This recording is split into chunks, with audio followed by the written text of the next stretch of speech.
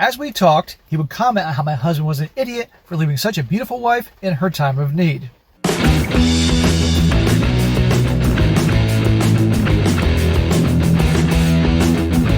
Welcome back to They Did What? Your source for the internet's craziest, most entertaining stories, where I go over them, analyze them, and most certainly make fun of them. Today, I'm going to go over a story titled, How My Best Friend Stopped Me from Making the Worst Mistake. And a big shout out to Mark for sending me this story. And guys, this story is definitely a little different than what I normally do. This story, although different, is definitely a good one. This story has a lot of parallels to actually the book and movie A Christmas Carol, where you're all familiar with Ebenezer Scrooge. And in the beginning, Jacob Marley's ghost shows up and warns Scrooge about if he keeps with his ways and doing the same thing he always did, that he's going to be, eternal damnation, walking the earth, carrying a bunch of money boxes and chains and shit like that. This is a situation where a friend in this story helps out this girl from making a terrible mistake and screwing up her marriage. And this friend of hers made horrible mistakes and was kicked to the curb by her husband. So it'll be a very good one here where a story ends, if you will, on a higher note, but a gal definitely got royally taken down by her husband when she had some serious indiscretions. And it's nice to see someone didn't mess things up, but nevertheless, I thought it'd be an entertaining one to go over here. Starts off, apologies in advance, this will be long. And it isn't the typical cheating scenario, but I feel my story can help struggling couples. A little backstory about my best friend. We met in middle school and have been best friends ever since. We've been there for each other through thick and thin, and when she got married, I was her maid of honor, and similarly, she was mine at my wedding. And as such, I was her shoulder to cry on during her divorce 6 years later, though at the time, she didn't tell me the real reason for her said divorce. Talk about the modern age. They get married, 6 years later, divorce. Anyway, my husband and I were married for 5 years at this point, and due to him consistently traveling for work and our ongoing arguments, I felt a disconnect in our marriage. So 5 years into the marriage already, things are going to hell in a handbasket. There's a fucking surprise. And notice that he's always traveling on business. Well, probably not because he wants to, but that's his job, to provide a good life for her and him and kids one day and to pay the mortgage. But obviously the fights came from that. Boo-hoo, lady, you knew who you were marrying. It got so bad one night that he had to sleep in the guest room because he was traveling early the next morning, and it meant he might leave without saying goodbye to me. So sure enough, he left without so much as a word to me. That action alone made me feel so unwanted and unattractive that I convinced myself and my best friend to accompany me to a pub to blow off some steam. Yeah, and also to blow off Chad and Tyrone. And by the way, she said he slept in another room and because he had to leave early morning flight probably, and didn't want to wake her up. But of course, her interpretation, because she's already mad, is that he's doing this because he doesn't love me and I'm unattractive and all that bullshit. No, this was just practical male logic here. I showed up at her apartment because I knew she had 50% custody of her 2 kids and had to move out of her marital home, so she had most of her evenings free. We arrived at a local pub, and I immediately went for the strong stuff to try and drown out my frustrations, whereas my friend stuck to orange juice, which is surprising considering the fact that she drinks the most between the two of us.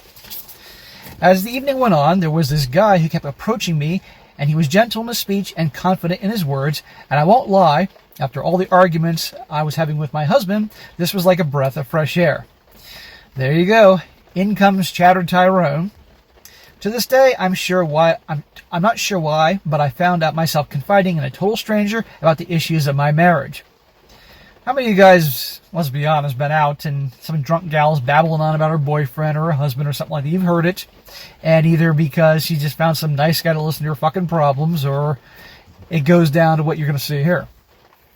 As we talked, he would comment on how my husband was an idiot for leaving such a beautiful wife in her free time of need. She says, cheesy, I know, and dumb, but I seem to go with the mood. And how there were many men who would jump at the chance to fill his role. Yeah, like this guy. Me not being in my right mind to realize this stranger was disrespecting my husband, which in turn was disrespecting my marriage, didn't even stop him as he held my hand and moved his chair closer to me. So already, I'm not in the right frame of mind. In other words, alcohol. Blame the alcohol for what is slowly happening here. Nope, you're accountable for your actions. He then leaned forward, but right before he got too close, I heard a thump and a loud crash, and I saw him on the floor. I look up to see my best friend behind him, stepped over him, grabbed my hand, and pulled me out of the pub. This is the friend that's divorced. Dragged her out before she did something stupid. Whatever alcohol was in my system must have evaporated just from the look that she gave me. As soon as we were outside, she exploded. She asked me, how could I be so stupid? And if I realized what I would have jeopardized if she didn't intervene. Wow. This is a good friend, stopping her friend here from making the same mistake that she obviously did. Normally, gals that are divorced and miserable want their other friends to be divorced and miserable just like them, but this isn't the case. This is rare. There was a moment of silence after her initial outburst. She took a deep breath, led me to one of the outside benches, and told me the real reason for her divorce. Like me, she was having communication issues in her marriage, and due to the constant fighting, she found herself confiding in a male coworker. Unfortunately, it developed into a 5-month affair. Gentlemen, this is why I say that if you're going to marry someone, you got to be with them for years and really master a thing called communication, because if there's no communication in a relationship, it's done. But a lot of these things happen about lack of communication, or at least the one party blames the lack of communication for their extra activities, if you will. During that time, she was crippled guilt, but equally as intoxicated with lust. It only ended because her husband found a video of her and her OM in her Facebook Messenger. Another dumbass that records videos of them hooking up, and he found it. She said the look of defeat, shame, and anger in her husband's eyes made her realize the gravity of what she had done. Well, too freaking late. He had the proof, and you're done, honey. She begged him for a second chance, and she was willing to do anything to save the marriage and family, even to the point of allowing him to sleep with another woman. Well, that's the stupidest thing ever. That's only going to piss him off more to show you don't care about him, to set him off to another woman. And notice in this story here, the friend cheating for like 5 months or so, but the second she gets caught, begging for a second chance, willing to do anything to fix the marriage. Well, why weren't you willing to try to fix the marriage prior to the affair? How about that? No accountability. This only enraged him even more, and he pushed for divorce and full custody of the children with the video as evidence. Holy crap, imagine that. Right then and there. These dumbasses in their videos always get busted that way. They always leave a trail. She said ever since being exposed, whatever lust or affection she had for the OM disappeared without a trace. She has since blocked him on all forms of contact and found another job. Since then, she then held my hand and told me she has to live with the fact that the only home her children will ever know will be a broken one, and it came about by her hands. Oh my God, a woman's actually admitting that she made a mistake and screwed things up. You see the Christmas Carol parallel here, how now this friend is warning her not to make the mistake that she did, just like Jacob Marley warning Scrooge. She also added how no words exist to express the guilt and regret she feels each time she opens her eyes every morning, that she would gladly give a kidney if it meant that she could have her family back. Well, you know what? You make your bed, you lie in it. The best thing you can do is, in that case, that situation, she gave her husband an amicable divorce and is a good mother to the kids and learns from her mistakes and tries to help others from making that mistake, which she's doing here. So I respect and admire that. And the next time she has a relationship, she doesn't fuck it up. She pleaded with me not to be like her, not to go down a road even remotely similar to hers. That as long as I have a chance to work my marriage, I should take with both hands and hold on tight. Impressive. This is a good friend. It's been 6 years since that night, and honestly, I can say my marriage has improved greatly. Not perfect, but improved. Well, imagine that. Imagine what happens when you actually communicate with your husband. Talk to him and speak to him in ways he can understand, not just throwing hints out there that you're pissed off. Expect him to just read your mind.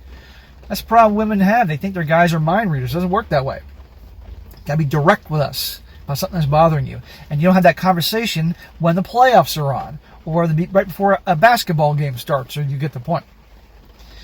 We've been blessed with 2 beautiful twin boys, and we don't argue as much, but when we do fight, we absolutely end it with a kiss. The kiss is my idea. I just find it incredibly sad that one of my major contributors to the success of my marriage was the failure of my best friends. Well, you know what? If it took her failure of her marriage, which she screwed it up, to help you fix yours, then it's worth it. And as an update, he says here, I didn't expect our bittersweet tale to get as much of a reaction. And as the title says, I'm making this post to answer some of the more common asked questions.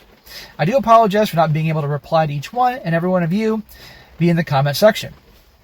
For my best friend has been such a painful lesson that it actually made some changes in her, and it left me worried about her at times. A prime example is when there was one relationship she tried to have after her divorce, but the guy was the definition of controlling. He questioned all her decisions, insulted her in a joking manner when we were all out as friends, and just be an ass to her in all, and she would just take it. Sounds like she's punishing herself with this guy. I tried to confront him on multiple occasions, but she always stopped me until he made a joke about her ex-husband, and she just snapped. She called him an insecure man-child whose only joy in life was to degrade people verbally, and wasn't even half the man her ex-husband was. At that point, it was clear to all of us that she still is very much in love with her ex-husband, and was only dating this guy as a form of self-punishment. That's what I think. She needs to move on from her ex. It's not going to happen. As for her ex-husband, he was in a serious relationship with a beautiful young law student. That's what men in their prime can do. They can move on. And nothing will irk a woman more, particularly one that screwed up the relationship, when her ex is dating a younger, prettier woman. You've all heard this. And as much as I hate to admit it, that she is absolutely gorgeous and terrifyingly smart, if I am being honest. The only reason why that relationship ended was because she had to go back to her family in Argentina due to an emergency, and he wouldn't do long distance. She has since chosen to remain in Argentina to help care for their father, and unfortunately has Alzheimer's. Now, on the front of what has been happening currently, when the pandemic hit, my best friend's ex offered her to move back to the marital home, to which she jumped at the opportunity. Probably so she can be around the kids and help cook. She sleeps in the guest room, but is happy to be under the same roof as her family after a long time. She says cooking dinner for her family and not having to leave at the end of the evening is oddly fulfilling, and she's actually dreading the day she has to move out again. So that is the end of the story here, and I'm going to say two things here with regards to the situation. This obviously was written during the time of COVID, and he obviously moved her back in, the friend here, to help with the kids and everything in the same house because there were lockdowns depending on where you lived. And she's probably going to do everything she can to win him back. Who knows? I don't see any updates to this story. But the point of the whole story is that when it comes to relationships, communication is key. And you see in the beginning of this story, this gal's pissed off at her husband because he's always traveling on business, and there's fighting and drama, which probably is a result of that. But instead of communicating with him in a healthy way, in a way that he understands, it just escalates. And she was just going to go off and cheat on him that night and would have blamed the alcohol, or he never would have heard about it, right? But fortunately, that friend who screwed up the marriage too, for similar reasons, helped her. And I'm glad to hear that, because that's rare. Usually women will try to drag their friends down if they're unhappy too. Let's be honest here. So good for the friend. And it's nice to hear that this person telling the story has gotten her shit together and is now, relationship is going well. According to her, I'm going to be positive here and be, I can't think of the word, but benefit of the doubt. And is learning to communicate with her guy and all that in a healthy manner and not end a fight unless they're basically making up. So that's good to hear. But as I say all the time, you can do relationships, marriage in particular. You got to spend years getting to know the other person and master communication. That is key. Key. Now some comments here before I wrap this thing up, because this was an interesting story, a little different, like I said. One guy says here, I have to commend your friend for having the guts to call you on your shit and literally physically intervene. Not many friends do that. Too many people condone affairs as some sort of romantic act. Another guy says here, I really wish more wayward spouses and best friends were like yours. Sadly, so many stories of best friends encouraging wayward wives to cheat and helping covering up their affairs. Right.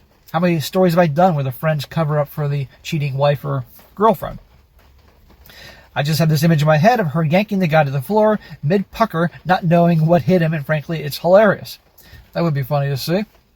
But all jokes aside, seriously, she may have been a terrible wife, but in that moment, she was the best friend you could ever have. I can honestly picture her rage in that moment by the way you told the story.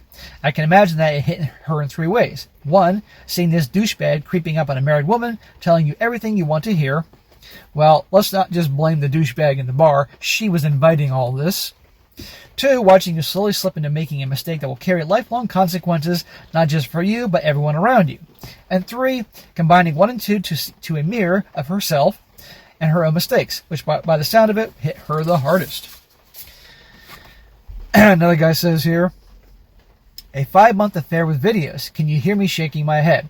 What did your friend expect from her ex-husband after watching a goddamn video of her effing another man? A pat in the back with a kiss? She emasculated him 25 times. No marriage is perfect. There are going to be arguments. Glad she stopped. Keep her around.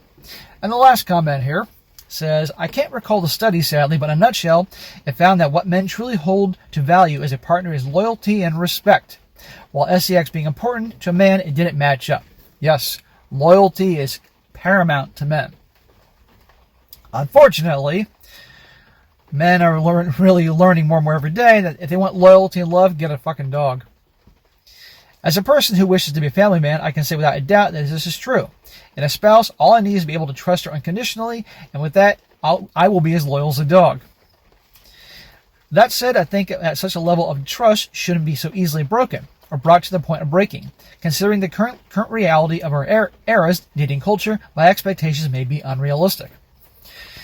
Is it too much to ask to have a loyal girlfriend or wife or anything like that? Really? Now the women will watch this and say, well, you have to give us a reason to be loyal. Well, the thing is, so many guys do give reasons to be loyal. Look how they're treated. And then sadly, these gals give their loyalty to Chad and Tyrone types. Imagine that.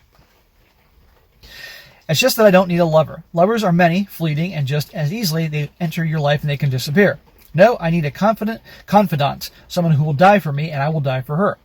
My issue is alcohol, arguments, lack of communication. They are all excuses. Excuses that do not hold water. I want someone who wouldn't willingly put themselves in such a situation. And I would end any relationship, even a marriage, if my confidant was so easily swayed. Am I wrong? Is my vision of love childish? Your vision, sir, the dude that wrote this comment, is not unreasonable at all.